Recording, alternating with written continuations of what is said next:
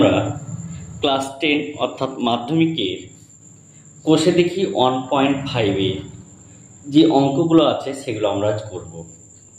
এর আগের ভিডিওতে আমরা 1.5 যে অঙ্কগুলো ছিল সেই অঙ্কগুলো তোমরা ভালো করে দেখে রেখো, কারণ সেখান থেকে একটা 3 নম্বর অঙ্ক কিন্তু আসবে। আজকে আমরা 1.5 যে এমসিকিউ এর অঙ্কগুলো আছে সেগুলো আমরা করব। তার আগে তোমাদের কাছে একটা রিকোয়েস্ট, আমার চ্যানেলে নতুন হয়ে থাকলে অবশ্যই এই চ্যানেলটিকে সাবস্ক্রাইব করো।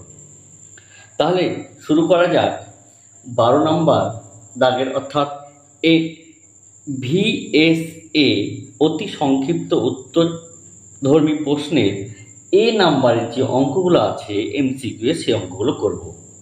তো প্রথম 1 নম্বর অঙ্কটা কি বলছে যে x² - 6x + 2 = 0। এই সমীকরণের বীজদ্বয়ের সমষ্টি কত? তাহলে আমরা বলেছিলাম যে কোনো সমীকরণের ক্ষেত্রে বীজদ্বয় আমরা কি ধরবো? আলফা আর বিটা। যদি এই সমীকরণের বীজদ্বয় যদি আলফা বিটা হয় তাহলে আমাদের চাইছে আলফা প্লাস বিটা। একটু আমরা বলে রাখি, যে কোনো দ্বিঘাত সমীকরণের জেনারেল সাধারণ রূপ এইটা।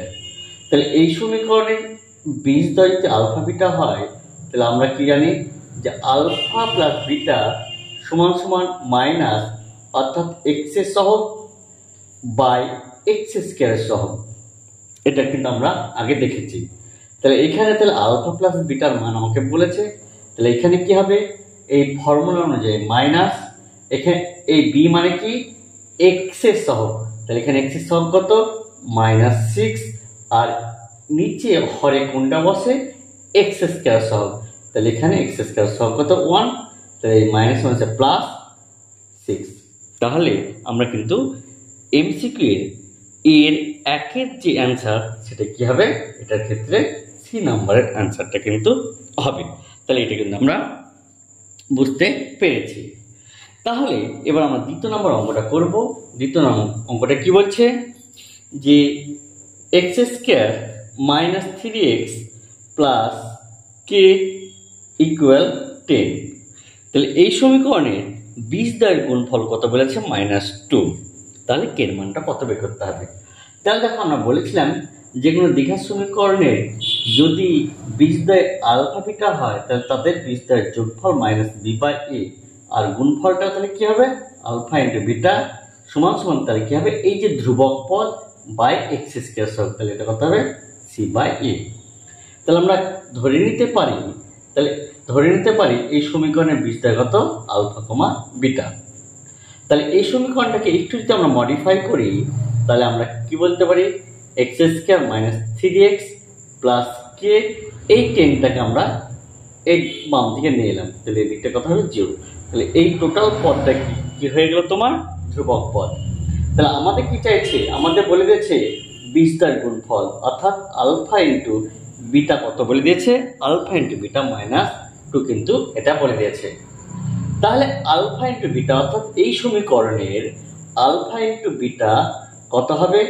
ধ্রুবক পদ বাই x² সহগ, তাহলে এখানে x² সহগ কত? 1, আর ধ্রুবক পদ মানে কত? k - 10 বাই কত? 1। তাহলে আলফা ইন্টু বিটার জায়গায় তাহলে আমরা এই মানটা বসাতে পারবো। তাহলে এই মানটা কত হবে? k - 10 = -2। তাহলে k সমান সমান কত? 10 - 2, তাহলে k সমান সমান কত? 8। তাহলে কিন্তু আমরা দেখো এই k এর মান পেয়ে গেলাম। তাহলে এখানে তাহলে k এর মান যদি 8 হয় তাহলে আমাদের এই 2 নম্বর দাগের অপশানটা কত হবে? এই অপশানটা হবে কত? সি নাম্বারের অপশানটা আমরা কিন্তু পেয়ে গেলাম। তাহলে আশা করি 1 নম্বর এবং 2 নম্বর অঙ্কটা কিন্তু তোমরা বুঝতে পেরেছো। এরপরে যে অঙ্কটা করব সেটা আমরা কি 3 নম্বর দাগের অঙ্কটা আমরা করব। তাহলে 3 নম্বর দাগের অঙ্কটা কি বলছে? এই 3 নম্বর দাগের অঙ্কটা বলতে চাইছে কি, এখানে সমীকরণ বলেছে কি ax² + bx + c = 0। এটা সমীকরণ বলেছে যেখানে a ≠ 0। তাহলে সমীকরণের বীজদ্বয় কি বলেছে? বাস্তব এবং অসমান। তাহলে দেখো, যে কোনো সমীকরণের ক্ষেত্রে আমরা এটা বলতে পারি, অর্থাৎ যদি একটা দ্বিঘাত সমীকরণ a x square plus bx plus c equal to 0, তাহলে এই সমীকরণের নিরূপক তাহলে কত হবে আমরা জানি, নিরূপক কত হবে b স্কয়ার মাইনাস 4ac। এটা হলো যে কোনো দ্বিঘাত সমীকরণের একটা নিরূপক। তাহলে যদি আমাদের এই সমীকরণের বীজদ্বয় বাস্তব এবং অসমান হয়, তাহলে আমরা জানি b স্কয়ার মাইনাস 4ac এটা কত হয় 0 হয়, এটুকু কিন্তু আমরা জানি। তাহলে দেখো, তাহলে এটা একটা সমীকরণ, তাহলে এই সমীকরণের নিরূপক নিশ্চয়ই এটা হবে। তাহলে নিরূপক তাহলে কত হবে, নিরূপক গ্রেটার দ্যান 0। তাহলে এই সমীকরণের নিরূপক তাহলে কত হবে b স্কয়ার মাইনাস 4ac, তাহলে কত হবে গ্রেটার দ্যান 0। তাহলে এ নাম্বারের যে এমসিকিউ এর 3-এর যে অ্যান্সার, সেই অ্যান্সারটা কিন্তু কত হবে, এ নাম্বারের অ্যান্সারটা কিন্তু আমরা পেয়ে গেলাম, যেখানে গ্রেটার দ্যান 0। এবার দেখো 4 নম্বর অঙ্কটা সেম একই বলেছে। তাহলে 4 নম্বর অঙ্কটা কি বলছে, 4 নম্বর অঙ্কটা বলছে যে a x square plus bx plus c equal to 0। তাহলে এই সমীকরণের বীজদ্বয় কত বলেছে, সমান। তাহলে বীজদ্বয় যদি সমান এবং বাস্তব বলে, তাহলে আমরা কি বলতে পারি যে বীজদ্বয় বাস্তব এবং যদি সমান হয়, তাহলে আমরা কি হবে, এই নিরূপকটা কি হয়ে যায়, ইকুয়াল টু 0 হয়ে যায়। তাহলে এই সমীকরণের বীজদ্বয় কত বলেছে, তোমাকে বীজদ্বয় বলেছে কি সমান। যদি সমান হয় তাহলে কি হবে, b স্কয়ার মাইনাস 4ac, অর্থাৎ নিরূপকটা কত হবে 0 হয়ে যাবে। তাহলে আমরা বলতে পারি তাহলে b স্কয়ার সমান কত 4ac। কিন্তু আমাদের অ্যান্সারে কি চাইছে, c বলেছে। তাহলে আমরা এখানে বলতে পারি c সমান কত b স্কয়ার বাই 4a। তাহলে দেখো আমরা কিন্তু অ্যান্সারটা পেয়ে গেছি। তাহলে আমরা অ্যান্সারটা তাহলে কত লিখবো, তাহলে আমরা লিখবো এই যে ডি নাম্বার, অর্থাৎ 4-এর ডি নাম্বারের যে অ্যান্সার, সেই 4-এর ডি নাম্বারের অ্যান্সারটা হবে। তাহলে এখানে আমরা কত হবে, এই ডি নাম্বারের অ্যান্সারটা কিন্তু আমরা পেয়ে গেলাম, যে c সমান কত হবে b স্কয়ার বাই কিন্তু 4। তাহলে 5 নম্বর দাগের অঙ্কটা কি বলছে, যে 5 নম্বর দাগের অঙ্কটা বলছে যে 3x square plus 8x plus 2 equal to 0। তাহলে এই সমীকরণের বীজদ্বয় কত বলেছে, আলফা আর বিটা। তাহলে বীজদ্বয় কত বলেছে, আলফা ও বিটা কিন্তু বলে দিয়েছে। দিয়ে আমাদের কি মান চাইছে, 1 by alpha plus 1 by beta. তাহলে দেখো এই সমীকরণের বীজদ্বয় যদি আলফা প্লাস বিটা হয়, তাহলে আমরা এখানে বলতে পারি যে আলফা প্লাস বিটা, অর্থাৎ বীজদ্বয়ের যোগফল কত হবে মাইনাস বি বাই এ। তাহলে মাইনাস বি মানে এক্স সহগ, আর এ মানে কত এক্স স্কয়ারের সহগ। তাহলে আমরা এটা বলতে পারি কত 8/3 বলতে পারি। আর বীজদ্বয়ের গুণফল মানে কি জানি, এই ধ্রুবক পদ বাই এক্স স্কয়ারের সহগ। তাহলে এখানে কত হবে 2/3। এইবার দেখো এটা কিন্তু আমরা ক্যালকুলেশন করি, তাহলে কত হবে আলফা ইন্টু বিটা। তাহলে বিটা প্লাস কত হবে আলফা, তাহলে আলফা প্লাস বিটা আমরা কত পেয়েছি -8/3, আর আলফা ইন্টু বিটা কত 2/3। তাহলে এটা -8/3 ইন্টু 3/2, তাহলে কেটে গেল, তাহলে 4। তাহলে এটা কত -4। তাহলে এটার অ্যান্সার কত হবে, এটার অ্যান্সার কিন্তু আমরা সি নাম্বারের অ্যান্সারটা কিন্তু আমরা পেয়ে গেলাম। অর্থাৎ সি নাম্বারে কত -4। দেখো সি নাম্বারের সাথে কিন্তু অ্যান্সারটা মিলে গেছে। তাহলে আশা করি দেখো এই অঙ্কগুলো কিন্তু তোমরা বুঝতে পেরেছো। এরপরের যে অঙ্কগুলো আছে, অর্থাৎ সি নাম্বারের যে অঙ্ক, যে শূন্যস্থান পূরণ, সে অঙ্কগুলো দেখা যাক কি বলে। তাহলে সি নাম্বার দাগের 1 নম্বর অঙ্কটা কি বলছে, 1 নম্বর দাগের অঙ্ক বলছে যে 7x square minus 12x plus 18 equal to কত 0। তাহলে এই সমীকরণের বীজদ্বয়ের সমষ্টি ও গুণফলের অনুপাত।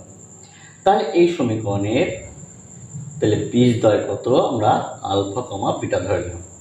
তাহলে বীজদ্বয়ের যোগফল তাহলে আলফা প্লাস বিটা, তার মানে কি -b/a। ফর্মুলার জন্য কত মাইনাস, তাহলে b মানে কত এক্স এর সহগ, তাহলে -12, আর a মানে এক্স স্কয়ারের সহগ। তাহলে মাইনাস মাইনাসে কি প্লাস, তাহলে 12/7 অর্থাৎ 20 যোগফল পেয়ে গেলাম। এবার কি বের করতে হবে, 20 গুণফল। তাহলে 20 গুণফল মানে আমরা কি জানি, ধ্রুবক পদ বাই এক্স স্কয়ার সহগ। তাহলে এখানে ধ্রুবক পদ কত, এটা 18, আর এক্স স্কয়ার সহগ কত 7, তাহলে 18/7। তাহলে এবার আমার কাছে চাইছে কি যে alpha beta is to alpha plus beta অর্থাৎ 20 যোগফল ইস টু 20 গুণফল। তাহলে 20 যোগফল মানে কত, 12/7 ইস টু 20 গুণফল মানে কত, 18/7। তাহলে 7 7 কেটে গেল, আর 6 কাটলে 6 দুগুণে 12, 3 6 18, তাহলে 2:3। তাহলে দেখো সেই নাম্বার অঙ্কের যে 1 নাম্বার দাগের যে অঙ্কটা, সেখানে কি বলছে, 20 সমষ্টি এবং 20 গুণফলের অনুপাত। তাহলে 20 সমষ্টি এবং 20 গুণফলের অনুপাত কত পেয়ে গেলাম, 2:3। তাহলে আশা করি বোঝা গেছে। এবার দেখো 2 নম্বর দাগের অঙ্কটা কি বলছে। 2 নম্বর দাগের অঙ্কটা বলছে যে ax² plus bx plus c = 0 তোমাকে বলে দিয়েছে। এবার কি বলেছে দেখো, 20 পরস্পরের অনন্য, তাহলে c এর মানটা কত হবে। তাহলে 20 আমরা ধরতে পারি, তাহলে 20 কত হবে, একটা আলফা, একটা 1/α। তাহলে দেখো আমরা এইখানে 20 যোগফল না বের করে 20 গুণফল যদি আমরা লিখি, তাহলে অঙ্কটা দেখো খুব সহজে হয়ে যাবে। তাহলে 20 গুণফল আমরা কি জানি, ধ্রুবক পদ বাই এক্স স্কয়ার সহগ। তাহলে ধ্রুবক পদ c আর এক্স স্কয়ার সহগ কত, a। তাহলে আলফা আলফা কেটে গেল, তাহলে c = a। তাহলে c এর মানটা কত পেয়ে গেলাম, a পেয়ে গেলাম। তাহলে দেখো 2 নম্বর দাগের অঙ্কটা কিন্তু আমরা আশা করি বুঝতে পেরেছি। তোমরা যদি বুঝতে না পারো অবশ্যই কিন্তু তোমরা কমেন্ট বক্সে কিন্তু কমেন্ট করে জানিও। এরপর যে নেক্সট অঙ্ক 3 নম্বর, সেটা দেখা যাক কি বলে। 3 নম্বর দাগের অঙ্কটা কি বলছে, যে 3 নম্বর অঙ্কটা বলছে যে ax² plus bx plus c = 0, যেখানে a ≠ 0। তাহলে 20 পরস্পর অনন্য এবং বিপরীত চিহ্নযুক্ত। তাহলে 20 কেমন বলেছে, 20 পরস্পর অনন্য কিন্তু বিপরীত চিহ্নযুক্ত হলে a প্লাস c এর মান কত।